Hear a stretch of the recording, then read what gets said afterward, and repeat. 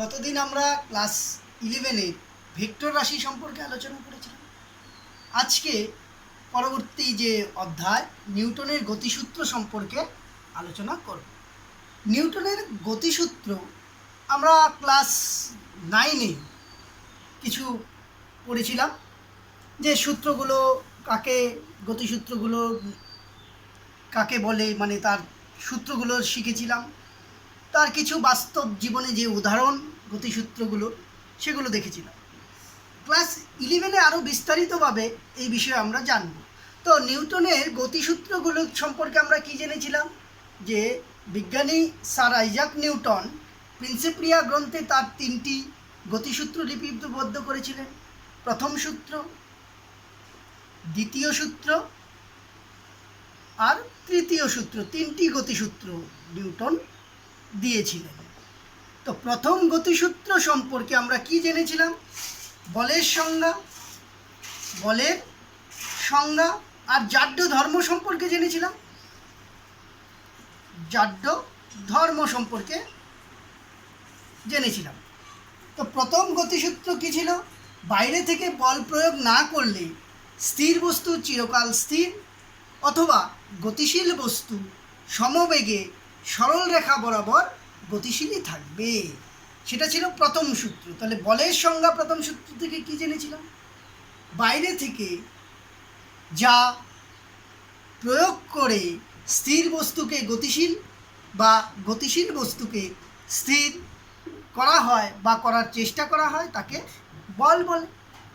জাড্য ধর্ম কাকে বলে, পদার্থের যে ধর্মের জন্য স্থির বস্তু চিরকাল স্থির থাকতে চায় আর গতিশীল বস্তু তার গতিশীলতার যে ধর্ম সেই ধর্ম বজায় রাখতে চায় তাকে গতিজাড্য বলে। সেই গতিজাড্য আবার দু ধরনের ছিল, একটা স্থিতিজাড্য আরেকটা ছিল গতিজাড্য। গতিজাড্য সম্পর্কে আমরা জেনেছিলাম। স্থিতিজাড্য কি, স্থির বস্তু স্থির থাকার প্রবণতাকে বলা হয় স্থিতিজাড্য, আর গতিশীল বস্তু তার গতিশীলতা গতিবেগ বজায় রাখবার যে ধর্ম তাকে গতিজাড্য বলে। এই জাড্যের পরিমাণ, বস্তুর ভর হচ্ছে জাড্যের পরিমাণটাকে নির্দেশ করত। স্থিতিজাড্যের উদাহরণ কি ছিল মনে করো,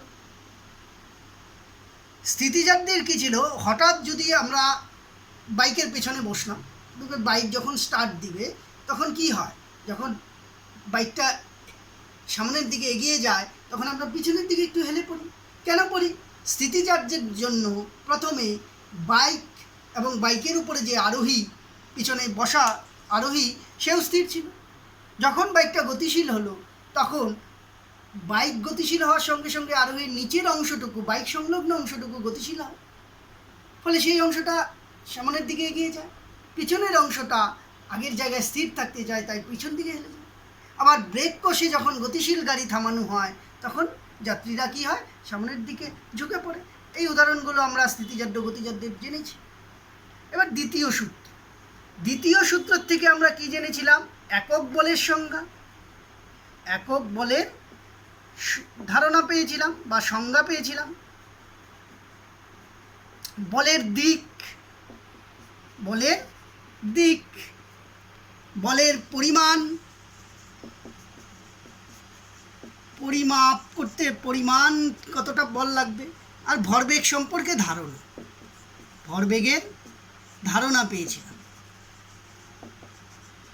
তাহলে ভরবেগ কাকে বলে, ভর ও বেগের সমন্বয়ে কোনো গতিশীল বস্তুতে যে ধর্মের সৃষ্টি হয় তাকে ভরবেগ বলতে।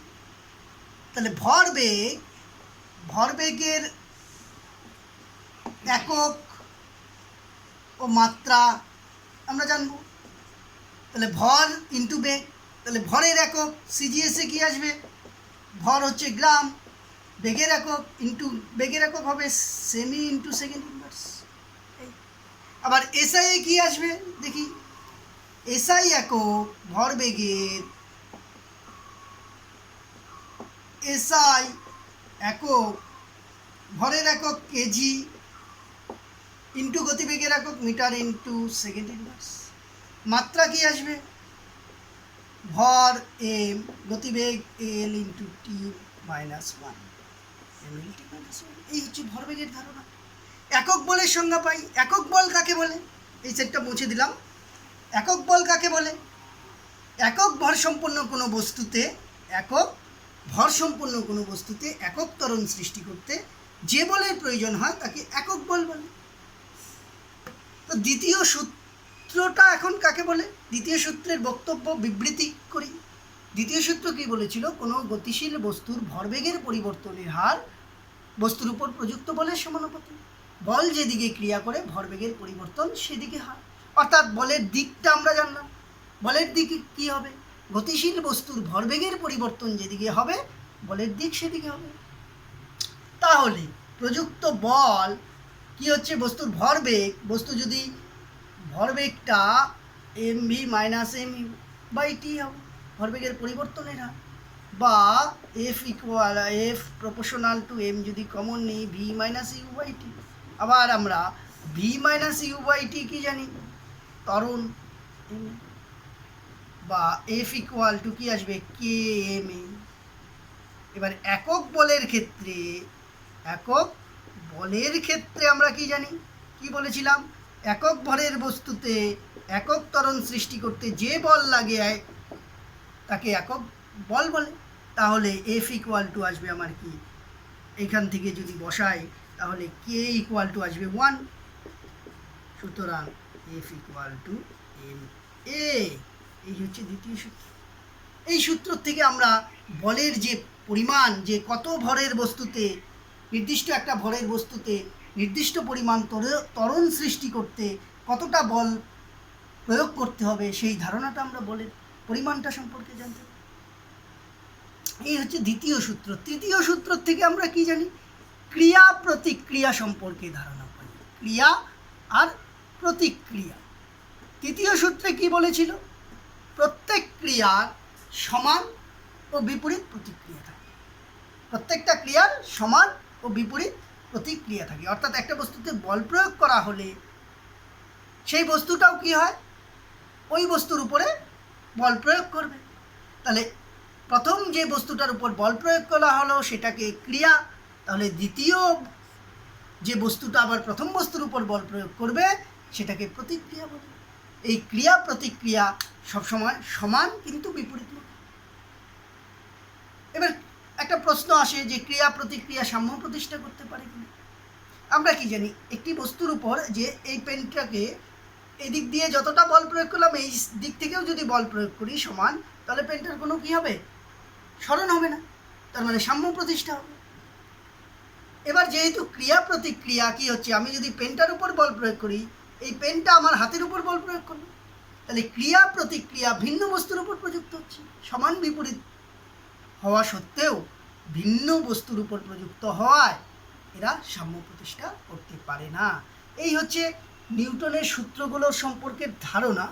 এবার এ বিষয়ে কতগুলো বস্তুর গতি সম্পর্কে আমরা আলোচনা করব। তার আগে আবার দেখে নিই আরেক দুটা গুরুত্বপূর্ণ জিনিস, বলের ঘাত আর ঘাত বল। বলের ঘাত কি?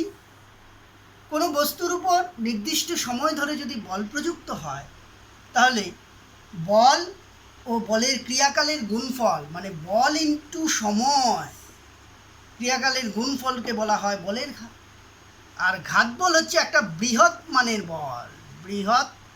মানের বল যা খুব ক্ষুদ্র সময় ধরে একটা বস্তুর উপর ক্রিয়া করে। যেমন পেরেকের উপরে যদি হাতুড়ি দিয়ে আঘাত করা হয় তাহলে ওই যে পেরেক হাতুড়ির যে সংস্পর্শ হলো যে সময়টা, সেই সময়টা খুব সামান্য, কিন্তু সেক্ষেত্রে যে বলটা প্রযুক্ত হয় সেই বলটার মান একটা বৃহৎ মানের, বড় মানের বল হয়।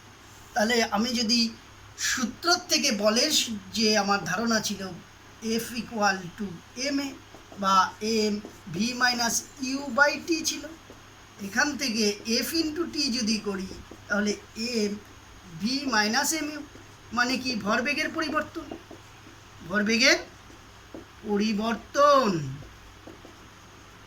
তার মানে আমি দেখতে পাচ্ছি বলের ঘাত কাকে নির্দেশ করে? বলের ঘাত ভরবেগের পরিবর্তনকে নির্দেশ করে। অর্থাৎ বলের ঘাতের যে একক আর মাত্রা সেটা ভরবেগের একক মাত্রার সঙ্গে অভিন্ন। আর ঘাত বল যেহেতু বৃহৎ মানের বলকে নির্দেশ করলো, তাই ঘাত বলের ক্ষেত্রে একক মাত্রাটা বলের একক মাত্রাই হবে, মানে সিজিএসএ ডাইন, এসআই নিউটন হবে। মাত্রা বলের মাত্রাই হবে, মাত্রা কি হবে তাহলে? মাত্রা এক্ষেত্রে mLt-2 হবে। এক্ষেত্রে মাত্রা কি হবে? ভরবেগের মাত্রা mLt-1 হবে। একক সিজিএসএ কি বললাম? গ্রাম সেমি ইন্টু সেকেন্ড ইনভার্স। ও এসআইএ কি আসবে? ভর মানে হচ্ছে kg into metre into second inverse. এক্ষেত্রে সিজিএসএ ডাইন আর এসআইএ নিউটন হবে। এই হচ্ছে বলের ঘাত ও ঘাতবল সম্পর্কে ধারণা। এবার বিভিন্ন গতিগুলো সম্পর্কে আলোচনা করি। অনুভূমিক তলে হেঁটে যাওয়া, অনুভূমিক তলে হেঁটে যাওয়া, অনুভূমিক তলে হেঁটে যাওয়া, হেঁটে যাওয়া। এক্ষেত্রে কি হয়? ভূমির সঙ্গে যখন আমরা অনুভূমিক তলে যখন হেঁটে যাই, এদিকে যদি যাচ্ছি, তাহলে কি হয়? আমরা তির্যক পা দিয়ে মাটিতে তির্যকভাবে একটা বল প্রয়োগ করি, এই রকমভাবে তির্যকভাবে এদিকে বল প্রয়োগ করি। এফ নিউটনের তৃতীয় সূত্র অনুযায়ী কি হবে? একটা প্রতিক্রিয়া বল এইদিকে দিবে মাটির থেকে। এটা যদি থিটা হয় তাহলে থিটা কোণ করে, তাহলে এটাও থিটা হবে। এইদিকে আর কস থিটা। অনুভূমিক উপাংশ আগের দিন গত ক্লাসে আমরা পড়েছিলাম। আর আমাদের ওজনটা কি হবে? এম ভর যদি হয় এমজি। এই যে এমজি আমাদের ওজনটাকে তার উলম্ব উপাংশ আর সাইন থিটা প্রশমিত করে, আর আর কস থিটা আমাদেরকে সামনের দিকে এগিয়ে যেতে সহায়তা করে। একইভাবে পাখির উড়ার ক্ষেত্রে কি হয়? পাখি যখন ওড়ে ডানা ঝাপটা দিবে, এই দুই দিকে নির্দিষ্ট দিকে বায়ু থাকে, পাখির ডানা দুটো এদিকে বল প্রয়োগ করে, ধরি বায়ুর উপরে। বায়ু কি করে? প্রতিক্রিয়া হিসাবে প্রতিক্রিয়া বল দেয়, সমান বিপরীতমুখী। তাহলে এই দিক দিয়ে বল, এইদিকে প্রতিক্রিয়া বল হবে, যার জন্য এর লব্ধি বল এই দিক বরাবর পাখিটা উড়ে যায়। এটা হচ্ছে পাখির উড়ার গতি।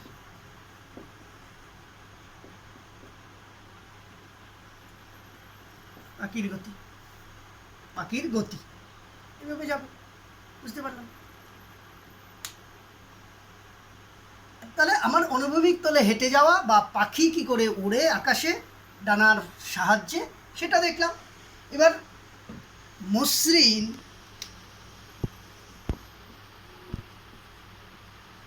কপিকলের অনুভূমিক গতি দেখব। অনুভূমিক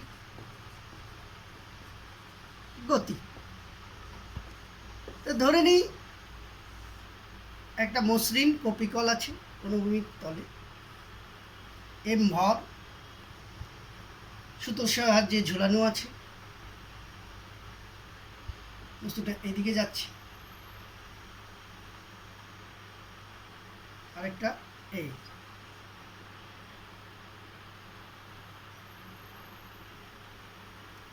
এক্ষেত্রে তার গতিটা কি হবে দেখব। m2 ভরের, তাহলে নিচে হচ্ছে m2 জি, এটা m1 ধরে নিই, সুতোর টান টি, সুতোর টান টি। বস্তুটি এ ত্বরণে যদি আসে তাহলে m1 ভরের ক্ষেত্রে কি হবে? ভরের ক্ষেত্রে আমরা যদি নিউটনের দ্বিতীয় সূত্র প্রয়োগ করি তাহলে প্রযুক্ত বল মানে এক্ষেত্রে টান, সুতোর টান টি ইকুয়াল টু m1 এ হবে। আর m2 ভরের ক্ষেত্রে, ভরের ক্ষেত্রে প্রযুক্ত বল কি হবে? এটা নিচের দিকে নিচে নামছে, তার মানে এটা বড় হবে, m2g minus T equal to m1 এ। বা এখানে যদি মান বসাই তাহলে m2g একবারে নিয়ে গেলাম, m1a, m2a ছিল, তাহলে m1a প্লাস m2a হবে। বা এখান থেকে a equal to m2 by m1 plus m2 into G. সুতরাং এ বাই জি যদি করি তাহলে কি আসবে m2 by m1 plus m2। এবার m1 প্লাস m2টা m2-র থেকে বেশি, স্বাভাবিকভাবেই হর যদি বড় হয় তাহলে একের থেকে ভগ্নাংশটা কম হবে বা এ। তার মানে এক্ষেত্রে কপিকলের ত্বরণটা অভিকর্ষজ ত্বরণের থেকে কম হবে। সুতোর টানটা কত হচ্ছে তাহলে? সুতোর টান এখান থেকে টি ইকুয়াল টু m1 এ মান বসাই m1 m2 m1 plus m2 into জি। এটা হচ্ছে সুতোর টান। দেখে নাও ভালো করে। বুঝতে পারলাম যেহেতু এটা সুতোর টান, এই ক্ষেত্রে কি হচ্ছে, বস্তুর ওজন থাকবে না, অনুভূমিক তলে যাচ্ছে, তাই এক্ষেত্রে শুধুমাত্র সুতোর টানটাই তার গতির সৃষ্টি করছে। ফলে টি ইকুয়াল টু কী হবে, ভর ইন্টু ত্বরণ m1 এ। দ্বিতীয় ক্ষেত্রে কী হচ্ছে, উলম্ব দিকে, তার জন্য সুতোর টানটা বিপরীত দিকে যাচ্ছে, এদিকে উপরের দিকে, বস্তুর ওজন নিচের দিকে, তাহলে নিচেরটা বেশি, যেহেতু বস্তু নিচে নামছে, তাই লব্ধি বল m2 minus G minus T equal to m2 এ। এখান থেকে m2 জি সমান সমান টি এর মান বসাই m1 A plus m2 A equal to m2 by m1 plus m2 into G. তাহলে সুতোর টান এখান থেকে আমরা টানের রাশিমালা পাবো আর ত্বরণের রাশিমালাটা পাবো। এগুলো আমাদের মনে রাখতে হবে। এবার অনুভূমিক তলে, উলম্ব তলে দেখি মসৃণ কপিকলের উলম্ব তলে, মসৃণ কপিকলের উলম্ব গতির ক্ষেত্রে, উলম্ব গতির ক্ষেত্রে দেখি।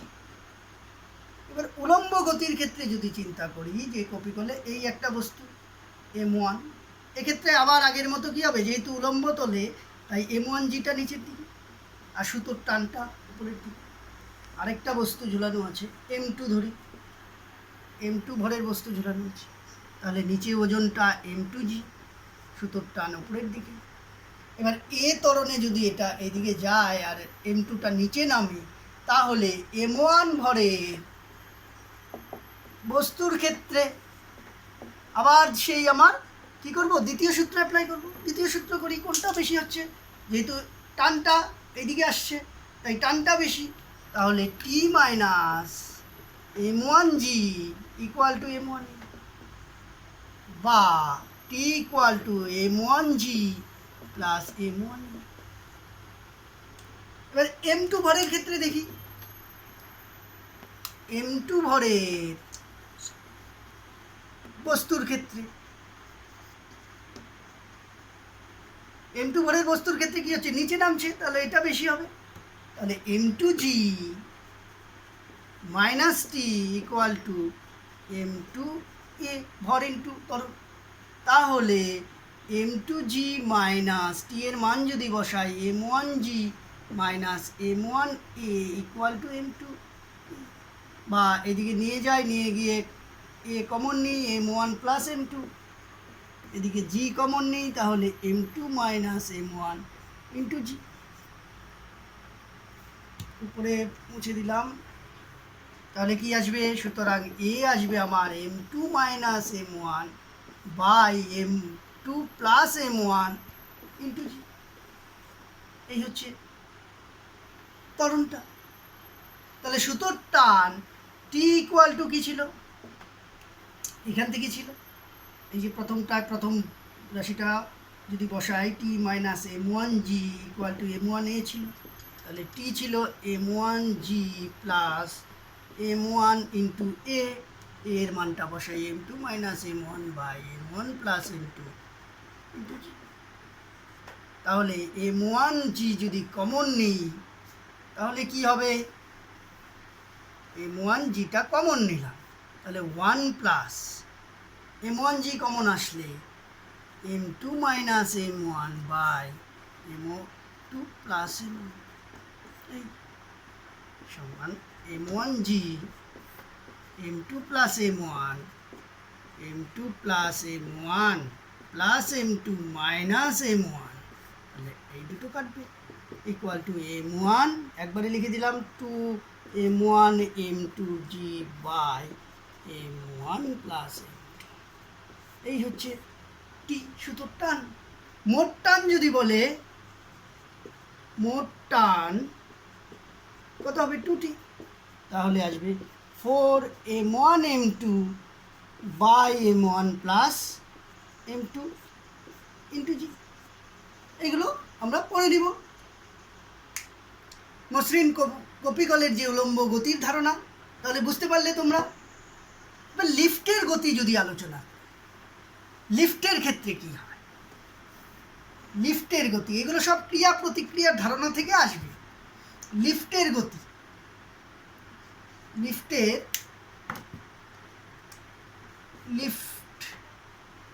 লিফটের গতির ক্ষেত্রে গতি আলোচনা।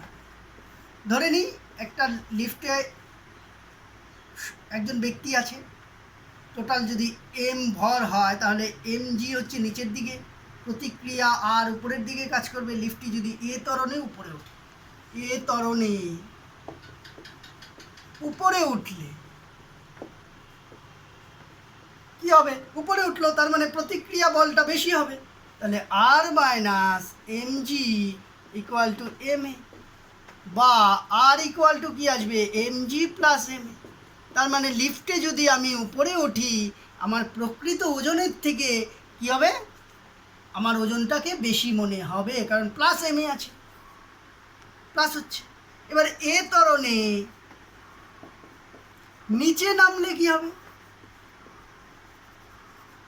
এবার নিচের দিকে আসলো তাহলে এম জিটা বেশি হবে, M G minus R equal to M A, বা আর ইকুয়াল টু কি আসবে M G minus M A. এক্ষেত্রে কি হবে, আমার ওজনের থেকে কিছু মাইনাস করতে হচ্ছে, তাহলে ব্যক্তি যদি নিচে নামে তাহলে কি হবে, হালকা মনে করবে। এবার অবাধে যদি পতনশীল বস্তুর ক্ষেত্রে অবাধে নিচে নামলে কি হবে, R equal to M G minus M G, কেন অবাধে আমরা জানি এ ইকুয়াল টু জি হবে, তাহলে আর কি হবে, 0 হবে। তাহলে অবাধে যদি বস্তু নিচে নামে, লিফটে অবাধে পড়ে বা অভিকর্ষজ ত্বরণে যদি লিফট নিচে নামে তাহলে কি হবে, তার ওজনটা শূন্য মনে হবে। আরেকটা জিনিস দেখি, যদি অভিকর্ষজ ত্বরণের থেকে বেশি ত্বরণে নিচে নামে তাহলে কি হবে, আবার লিফটের ওজন ব্যক্তিসহ এম, তাহলে এম জি প্রতিক্রিয়া আর, ধরলাম এ ত্বরণে নিচে নামলো তাহলে M G minus R, M G minus R equal to কী ছিল এম, বা আর ইকুয়াল টু কি আসলো এম জি মাইনাস এম, বা R equal to minus M common নিলে এ মাইনাস জি। এবার এ যদি এ গ্রেটার দেনটা জি হয় তাহলে কি হচ্ছে, প্রতিক্রিয়া বলটা, সুতরাং প্রতিক্রিয়া বল এক্ষেত্রে মাইনাস চিহ্ন উপরের দিকে হওয়ার কথা স্বাভাবিকভাবে, কিন্তু নিচের দিকে হচ্ছে, নিচের দিকে। সুতরাং ওজন কি হবে, ওজন উপরের দিকে ক্রিয়া করে, তার মানে ওজনটা কি হয় তখন উপরের দিকে ক্রিয়া করে, অর্থাৎ ব্যক্তি নিজেকে উপরের দিকে ভেসে গিয়ে লিফটের ছাদে গিয়ে লাগবে এমন মনে হয়। একে অতি ভারহীনতা বলে। এই ঘটনাটা কি বলে, অতি ভারহীনতা, বুঝতে পারলাম। এই হচ্ছে আমার প্রথম পর্যায়ের আলোচনা নিউটনের গতি। তাহলে নিউটনের গতিসূত্রের আলোচনার প্রথম পর্বে আমরা কি কি শিখলাম, নিউটনের গতিসূত্রগুলো আলোচনা করলাম, তার সংলগ্ন যে উদাহরণগুলো সেগুলো পড়ব, এবং আমরা কি করে ক্রিয়া প্রতিক্রিয়ার সাহায্যে আমাদের বাস্তবিক জীবনে প্রয়োগ হয়, মানে হাঁটার ক্ষেত্রে বা পাখি ওড়ার ক্ষেত্রে কিভাবে ক্রিয়া প্রতিক্রিয়াটা কাজ করে সেটা দেখব। মসৃণ কপিকলের অনুভূমিক তলে গতি, উলম্ব তলে গতি, সেগুলো দেখব, এবং লিফটের সাহায্যে উপরে নিচে উঠলে তার ওজনটা প্রকৃত ওজনের থেকে কতটা কমবে বাড়বে সেগুলো আমরা আলোচনা করলাম।